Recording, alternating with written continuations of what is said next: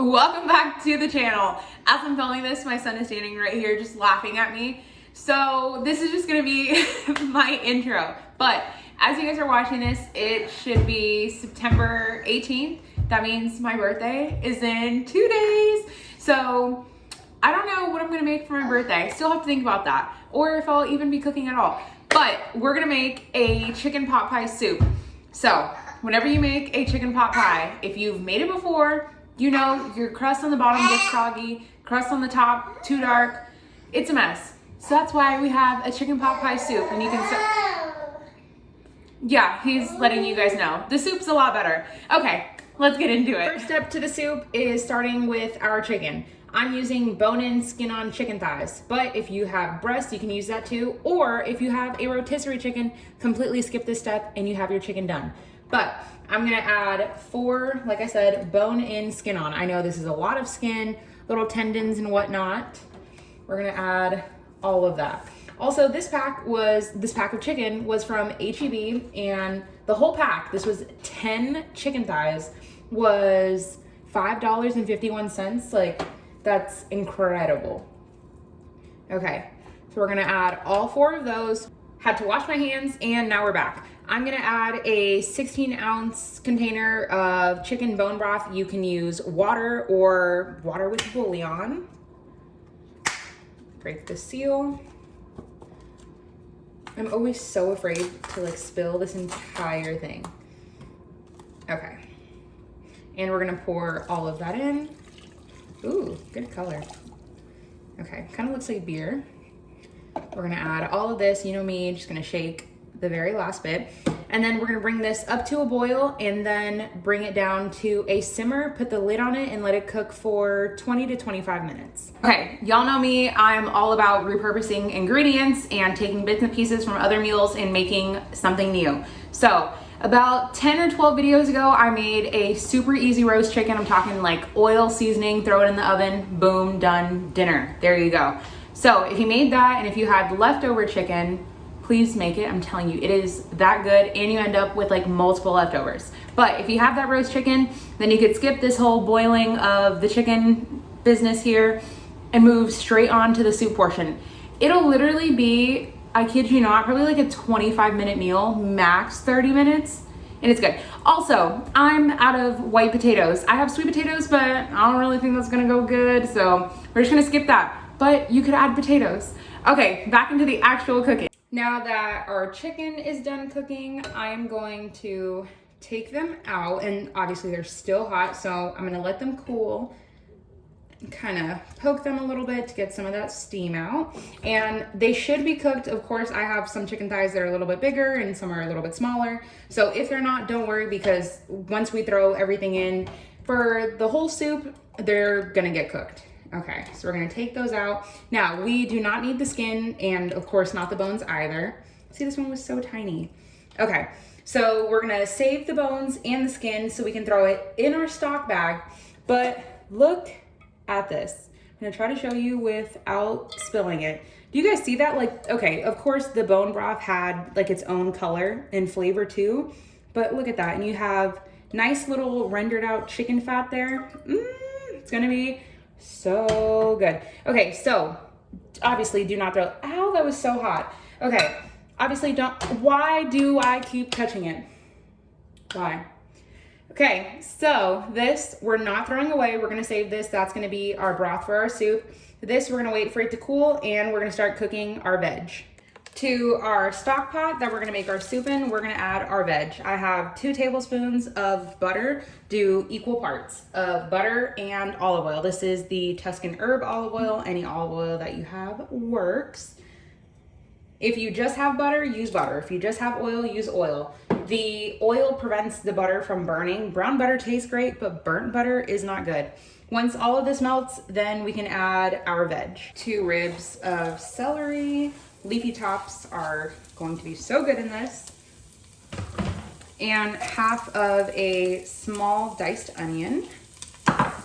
Mixy, mixy. Now I'm gonna do this over medium-low heat. I'm just kind of wanting them to sweat out a little bit and just become translucent. Not really, it's not gonna look much different after a couple of minutes here. Now, this is the point where I would add all of my spices. I know this looks like a lot. If you don't have all of these right here, okay, minus the paprika, so basically like that, plus salt and pepper. This is Italian seasoning. I don't buy Italian seasoning because I have so many seasonings, but use Italian seasoning if that's what you have. Our basil, oregano, parsley, aka everything green I have in my pantry, and some thyme. So all of those 4 right there, that was Italian seasoning. So instead of adding a teaspoon of each of these things, or even half a teaspoon, add a tablespoon of Italian seasoning. A little bit of paprika for color, and of course some salt and pepper. I'm gonna give all of this a mix. It's gonna change your oil to like this pretty little orangey red color. And so I turned the heat up to, we were at a 3 and now we're at a 7. And now we can add in our frozen veg. I'm gonna add in about a half a pack. It'll be 8 ounces of peas and carrots. If you have fresh peas or fresh carrots, you can chop them. I just went the frozen route.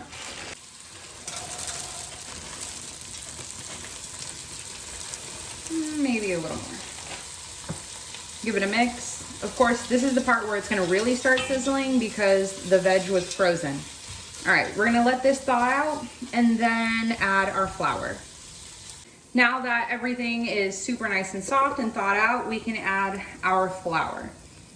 If you wanted a thinner pot pie soup, so like an actual like liquefied soup, then you would just skip this part. But it is extremely crucial if you want like that pot pie vibe.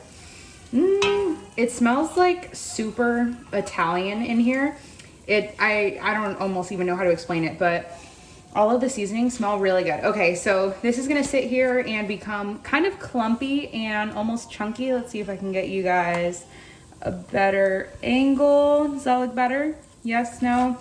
All right, so we're gonna let this cook for about 40 seconds and then slowly pour in our bone broth.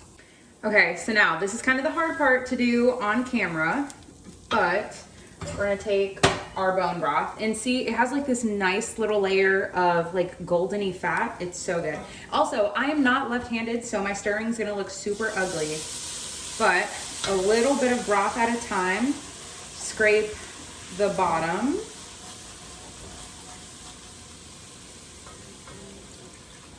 Keep scraping, and eventually it's gonna turn into almost like a thick gluey paste, and that's exactly what we want. Okay, now that we've scraped, we can add all of that in.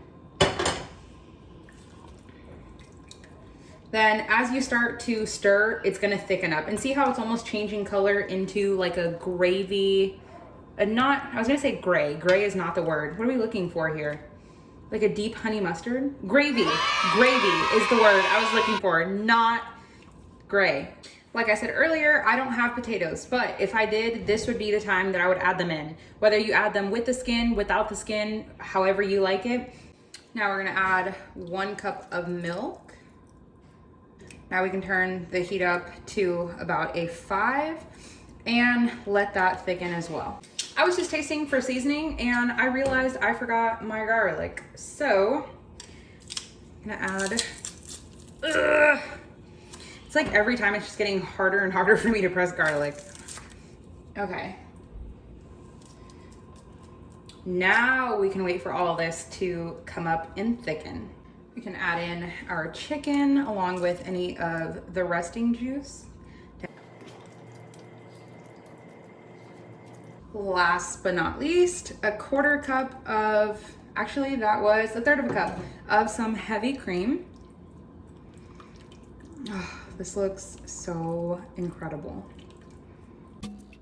Hands down, the easiest and quickest pot pie recipe you'll ever need.